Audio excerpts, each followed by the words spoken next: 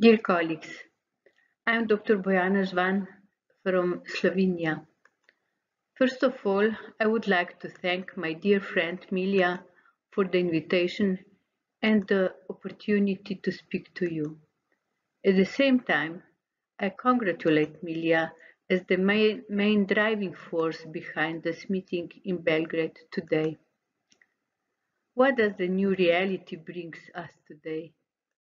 It is telemedicine. Today, I'm going to talk about new treatment options with the help of telemedicine and how to improve the quality of life of our patients.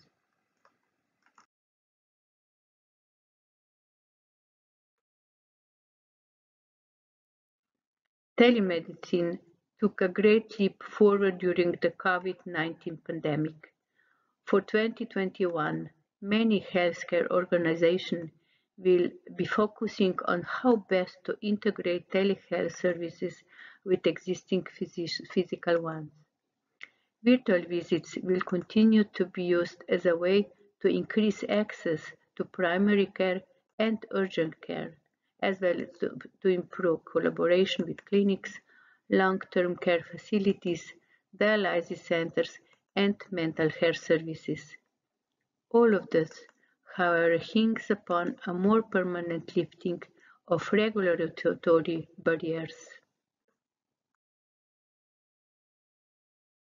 There are three main obstacles which prevent people from obtaining proper medical care and treatments. First, the deficiency of medical staff, especially physicians. Second, an increase in the number of the elderly makes the medical services more demanding and broader. Finally, geographical aspects also plays a major role in healthcare inequality. Integrating technologies into the medical disciplines results in telemedicine, which is currently increasingly needed across the globe. Stroke spares no one, not even the celebrities in this picture. When Sharon Stone suffered a stroke at just 43 years old, she said, "People treated me in a way that was brutally unkind." So a person with a stroke can even be stigmatized. Until 2014, we in Slovenia had one of the highest mortality rates due to stroke. So it was essential to improve the stroke care in our country. Therefore, we decided to use telemedicine.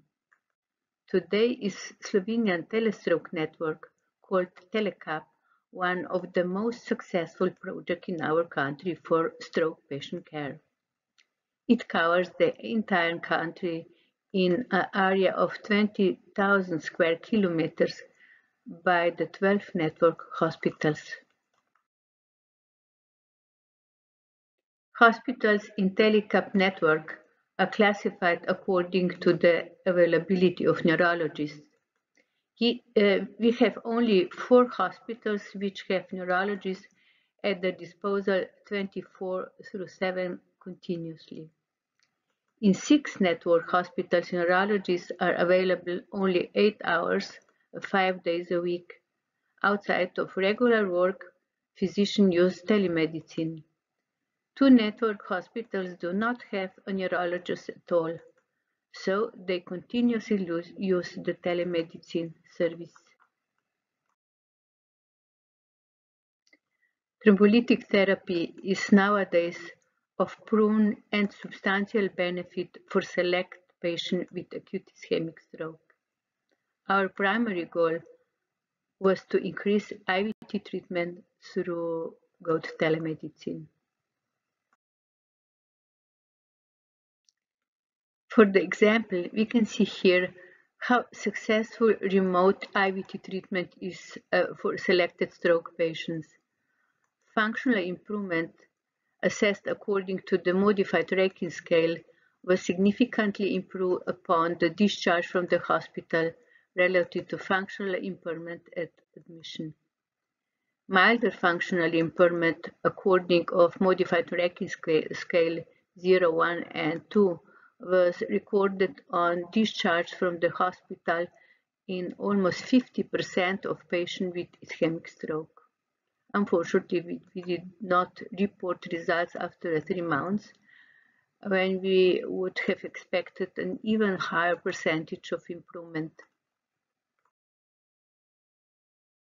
The guidelines for treatment of acute ischemic stroke underwent major changes in 2015, and endovascular therapy, catheter-based mechanical thrombectomy, became the Class 1A indication for patients presenting with less than 6 hours from symptoms onset who have prone occlusion of large intracerebral artery in anterior circulation.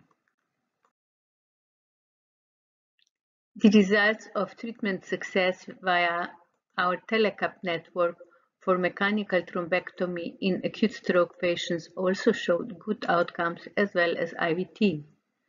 Milder functional impairment according of modified Rankin scale 0, 1, or 2 was recorded on discharge from the hospital in almost 40% of patients with ischemic stroke. Unfortunately, again, we did not report results after 3 months as well. Our results are comparable to the results of large clinical studies. Another successful model of using telemedicine in neurology is telemigraine. Especially today, when biological drugs, monoclonal antibodies are available for the preventative treatment of migraine, is this model very important. The concept of telemigraine is one of the most feasible options to improve the treatment of our migraine patients who cannot reach a headache specialist. The Norwegian telemedicine assisted study showed that patient satisfaction treated in telemedicine system was 90% and did not differ from traditional examination. The analysis showed that several patients treated in the traditional way required additional medical examination, but the effect of treatment after the 3 months did not differ. There was also no differences in other indicators such as consistency of diagnosis, treatment, and the need for new examination. The study concluded that telemedicine is helpful in treating headache. A neurologist in telemigraine system can devote more time or more examination to a patient. For a migraine patient, a headache specialist can make a working diagnosis based on teleconsultation as in reality. For correct diagnosis, doctor uses the patient medical history and clinical examination and maybe previous findings as well. The patient can then be monitored over time and the diagnosis can also be corrected if necessary. A doctor can plan additional diagnostic, pharmacological, and non-pharmacological treatment as well. After the examination, the doctor writes a report in the e-system with instruction for the patient and the general practitioner. He or she also can prescribe medicine in the e-prescription and e-referrals. The patient's data are entered into the database called My Headaches. We have our own new database for headache, for migraine especially. The headache specialist may also advise family physician directly. And now I'm going to discuss the possibilities of developing teleneurosonology. Carotid artery disease, PFO, atrial fibrillation, arterial dissection, and other diseases required imaging diagnostic. Neurosonological diagnostic exam is mandatory for the listed diseases. These conditions are curable if they are properly diagnosed and treated in a timely manner. In the teleneurosonology network, the multidisciplinary team is important. A stroke-focused specialist diagnoses the diseases listed on the previous slide, which can be a stroke cause. A stroke nurse regulates the schedule of medical examination, educates and advises patients, reviews patients' stroke risk factors, monitors the use of medication, advises in case of non-compliance with the instructions, reports to the doctor, and can also offer help to the patient in the lifestyle changes. A neurosonographer performs ultrasound measurements according to a well-defined protocol following the guidelines such as morphostructural parameters and the hemodynamic or blood flow velocity related parameters. A neurosonographer performs ultrasound on the brain and nervous system of their patient. They create a video and report for the physician. The safety and accuracy of ultrasound assessment need appropriate training and extensive experience of the operator. We are facing the lack of uniform, pan-European standardized structure for ultrasound training. The reality of sonographers across Europe is heterogeneous and is restricted to a few countries. Sonographers now practice in Sweden, Denmark, Italy, Portugal, Norway, and Netherlands.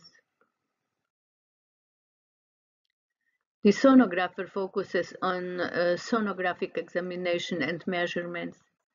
A stroke specialist may examine a patient via a two-way video conference when the sonographer considers that the examination was insufficient. Then the patient interprets the neurosonological measurements in a light of a patient's clinical condition. But this is not all. This is only profession. At the same time, a key and necessary solution is the financing of the telemedicine system and the billing and payment of telemedicine services in accordance with the existing regulation in the different countries. The advantages of the teleneurosonology network are shortening of long queues. The patient does not have to travel from rural areas to centers. Then the faster prescription of medicines, easier traceability of treatment success or failure. Then patient's education is also very important. Timely referral to the additional diagnosis is necessary. And the most important benefit is greater patient satisfaction. This could also lead to significant savings in reduction travel costs by reducing the number of direct examinations by a stroke specialist and in the number of working days lost due to travel, and last but not least, due to the reduction of presenteeism and absenteeism due to more efficient organization. And for the end, we all know very well that stroke brings one of the highest disability and mortality rates worldwide. Therefore, we should stop stroke with all measures and possibilities. This is provided by new treatments, new medications, and new technologies, including teleneurosonology. Thank you for your attention.